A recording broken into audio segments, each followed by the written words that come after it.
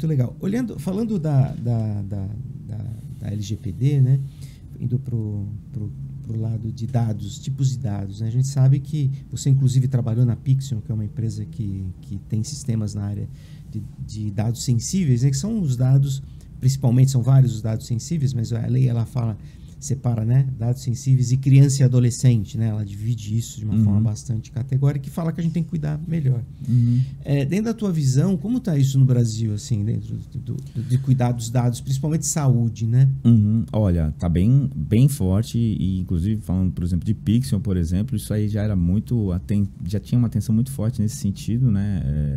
Eu era DPO na Pixion nesse caso. E outras empresas, aí eu fazendo um paralelo, por exemplo, com Fleury, Delboni, enfim, esses laboratórios de análises clínicas, conheço CISOs e profissionais que atuam lá, que são inclusive profissionais de proteção de dados lá dentro. Tem crescido muito essa preocupação, obviamente, como em todos os ambientes, mas essa parte da proteção de dados sensíveis, ela tem sido muito maior. Aí a gente também busca outras soluções técnicas nesse sentido para salvaguardar. Obviamente, tudo que você falou aí de parte de controle de acesso, permissões, né, todo esse sentido, a gente anexa junto com a parte de encriptação de dados, busca umas soluções ali que te dão uma segunda garantia, backup externo, enfim, tudo que você pode fazer para você garantir que porque assim, hoje em dia a gente já fala, não é mais quando você vai ser atacado, e sim quando que o atacante vai se pronunciar, porque pode ser que já esteja sido atacado ali, já tenha uma hora ali dentro e só está esperando a hora.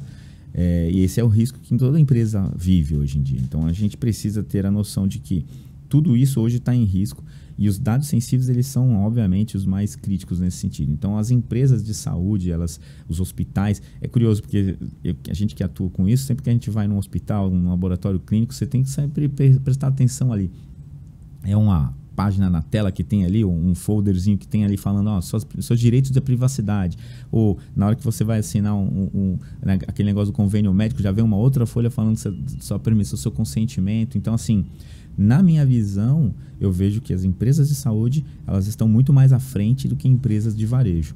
Algumas empresas de varejo, elas estão se adequando ou já se adequaram, mas ainda existe o que a gente falou, riscos são vários, não só do ponto de vista de pessoas, como os próprios riscos técnicos também, né? A gente tem várias soluções e várias formas de atuar e trabalhar nesse sentido de mitigar, mas é óbvio que os riscos eles vão de pequeno, médio até um risco alto, né? E a gente sempre tem que estar ali monitorando, fazendo um assessment desses riscos para entender. Mas nesse sentido, eu vejo que as empresas de saúde elas estão bem à frente nessa questão, viu? E outro desafio a mais, né, Adriano, que é o ransomware, né? Que além de criptografar e pedir resgate, em alguns casos se não paga, né? Por exemplo, eu tenho backup, eu vou voltar os dados. Esse pessoal vaza a informação, né? Exatamente. E aí vazando a informação é um incidente de privacidade, né? Exatamente. E aí vem as penalizações da própria lei.